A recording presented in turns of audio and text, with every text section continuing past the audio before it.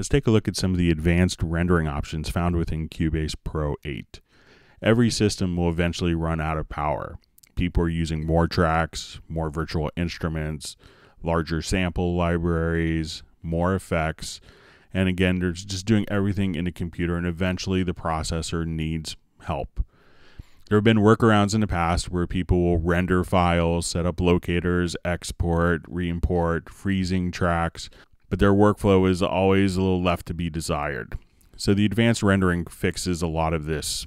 So if I wanted to render this virtual instrument of a string quartet, I could select a part, right-click, go to Render in Place, and choose Render. And what this will do, I don't have to set locators. I don't have to do any routing. It's going to automatically just take that part, create an audio track directly underneath the part, and even carry the color over and mute the event there. Those are the settings that I have. Now, if I wanted to do this for multiple events, I could just come here. I could do it for tracks, for audio tracks, virtual instrument tracks.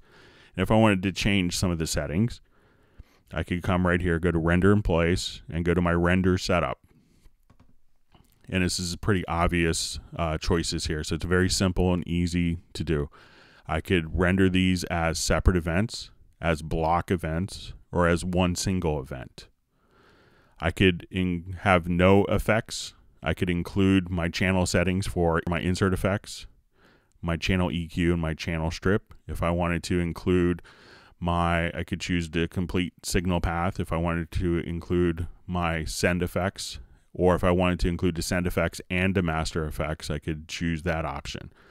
If I have multiple events selected, I can mix it down to one file. I could choose the naming of the file. We could add a tail size. So if we have a reverb delay that's going to hang on, we could do that in bars and beats or in seconds.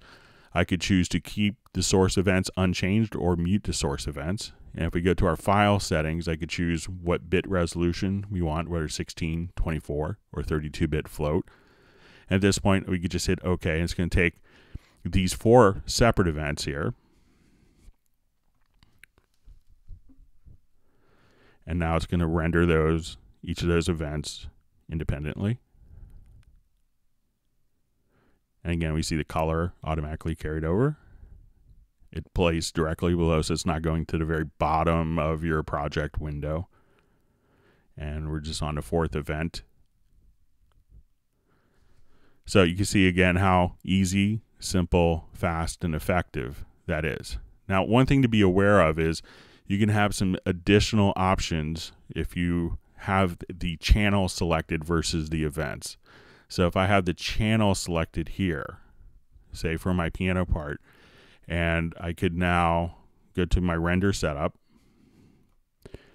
At this point, we could say, I just wanted we get some additional options here. So not only can we keep the source tracks unchanged or mute the source tracks, I could disable the source track, and that would allow you to free up any additional processing power that the plugin is taking, like a piano or a large string library or sampler, or you could actually just remove the source tracks entirely. Rendering isn't just for virtual instrument tracks and MIDI tracks. It could be used just as easily for audio tracks. So in this case, I had a lot of vocal edits where I needed to take out a lot of breath. So I was able just to kind of do all my edits instead of having all these different edits here and cutting. I just chose to render that event to one contiguous event here.